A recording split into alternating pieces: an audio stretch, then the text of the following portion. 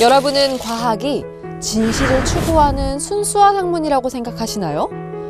역사 속 과학의 발자취를 따라가다 보면 진실과 거짓이 복잡하게 얽힌 모습을 발견할 수 있는데요.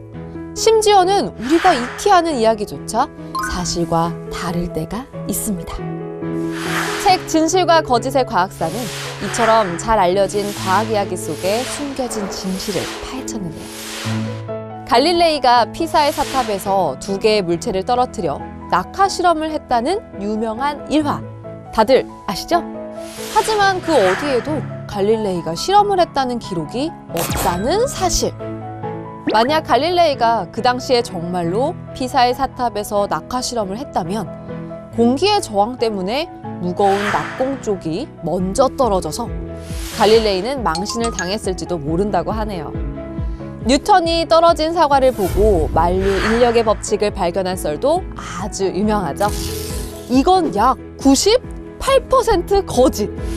뉴턴과 친분이 있었던 영국 과학자 윌리엄 스터클리가 쓴 회고록에서 사과 이야기가 나오기는 했지만 뉴턴이 사과를 보고 만류 인력의 법칙을 깨달았다는 건 후대 사람들이 부풀린 것이라고 합니다.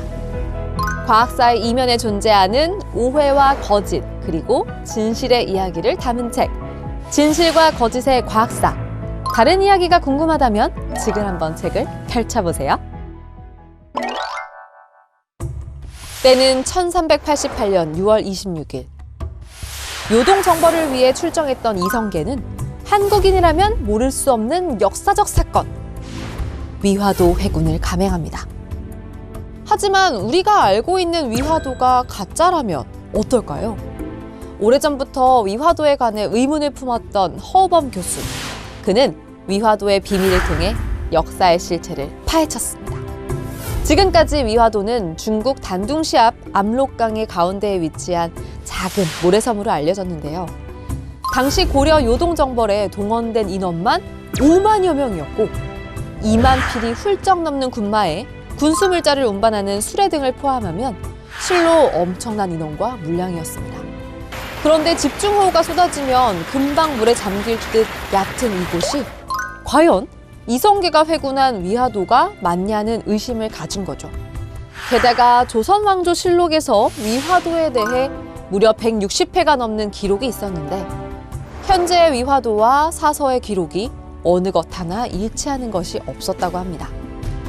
고려를 멸망시키고 조선을 건국하는 시발점이 된 장소 위화도. 저자가 새롭게 제시한 위화도의 진짜 위치는 책에서 한번 확인해보세요.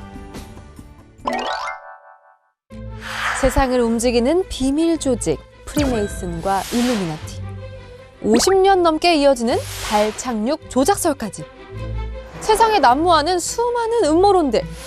황당무계해 보이지만 음모론에 동참하는 사람은 적지 않은데요. 그렇다면 사람들은 왜 이런 음모론에 빠지게 되는 걸까요? 평생 음모론을 연구해온 과학적 회의주의자 마이클 셔머가 책 음모론이란 무엇인가를 통해 음모론을 전격 회부했습니다. 진민정 한국언론진흥재단 미디어연구센터 책임연구위원은 책의 서평에서 저자가 제시하는 사람들이 음모론에 빠지는 이유 3가지를 꼽았는데요. 바로 거대한 단체가 세상을 조종하기 위해 깊이 관여하고 있다고 믿는 대리음모주의, 그리고 같은 집단에 속한 구성원에게 충성심을 드러내는 신호로 음모론이 작용한다는 부족 음모주의. 마지막으로 음모를 믿는 쪽이 안 믿는 쪽보다 생존에 더 유리하기 때문이라는 건설적 음모주의입니다. 진 위원은 이 3가지 요인에 오늘날 음모론은 더욱 심각한 사회 문제가 되고 있기 때문에 다원적인 노력이 필요하다는 말도 전했습니다. 진짜 음모와 가짜 음모를 구별하는 기준을 제시하는 책, 음모론이란 무엇인가? 이 책을 통해 진실과 허구를 구별하는 지혜를 얻어보는 건 어떨까요? 국회도서관과 함께하는 화제의 책, 첫 번째로 소개할 책은 소비의 한국사입니다. 책은 우리가 그동안 무엇을 먹고 마시고 탐닉했는지 총 14가지를 초점으로 관련 역사를 조명했는데요. 사회 변화에 따라 일상적 소비재가 된 것들부터 중독에서 헤어나오기 힘든 존재가 된 것들까지 근현대사 속에서 소비하는 한국인의 일상과 욕망을 살펴봤습니다. 다음으로 소개할 책은 현대사회 생존법인데요. 현대인의 삶의 중요한 주제에 대한 명확하고 이성적인 관점에서 불안정한 시대를 이해하고 평온함을 찾는 법을 제시하는 책은 현대라는 세계에서 어떻게 살아야 할지에 대해 현대라는 질병을 체계적으로 진단하고 위안이라는 희망을 건네고자 했습니다. 마지막으로 소개할 책은 운동하는 사피엔스인데요. 움직이기 싫어하도록 진화한 몸을 어떻게 운동하게 할 것인가에 대한 고민에서 출발한 책은 진화생물학과 인류학의 통찰로 운동과 관련된 미신 12가지를 명쾌하게 설명하며 모순되고 불안을 유발하는 운동 정보들을 면밀하게 파헤치고자 했습니다.